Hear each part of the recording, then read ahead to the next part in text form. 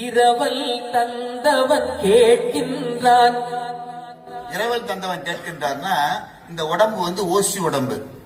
நாம என்ன நினைக்கிறோம், இட் பிலாங்ஸ் டு அஸ் இல்லையா? இல்ல இல்ல இல்ல, 75 வயசுல தெரிஞ்சு பேரும் ஓனர் வேற ஆளுன்னு.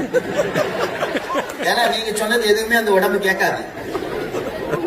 இரவல் தந்தான், ஓசியில கொடுத்தான், இத்தனை வருஷம் கொடுக்கறேன், லீஸ் இல்ல, டெனன்சி அக்ரிமெண்ட்ல ஒண்ணுமே இல்ல, அது எந்த அக்ரிமெண்ட் இல்லாம ஃப்ரீயா கொடுக்கறான். சட்டப்படி பாத்தீங்கன்னா எதுவுமே இல்ல. என்ன கேட்டா we are squatting on someone's land basically. நீங்க தான் எக்ஸ்பர்ட் ஆச்சா. அப்போ உட்கார்ந்துட்டு இருக்கிறோம். அப்ப என்ன ஆகுது, இரவல் தந்தவன் கேட்கறான், முடிஞ்சு போச்சு, குடு திருப்பியா கிட்ட. இரவல் தந்தவன் கேட்கின்றான், அதை இல்லை என்றால் அவன் விடுவானா?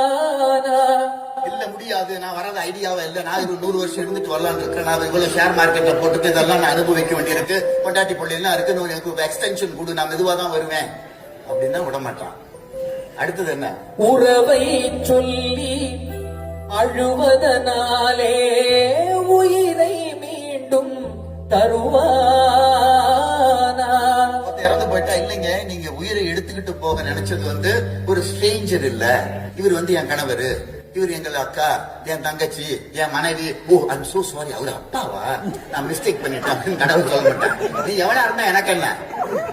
உறவை சொல்லி அழுவதனால், உறவை சொல்லி அழுவதனாலே உயிரை மீண்டும் தருவானா?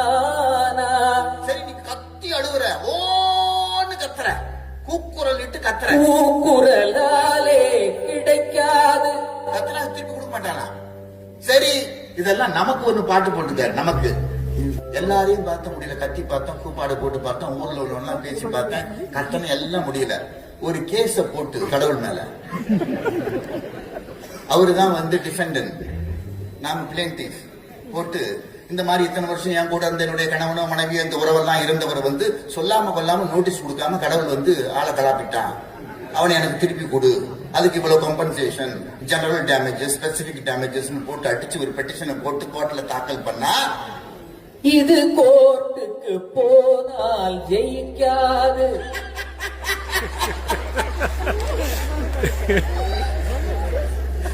ஜெயிக்காது.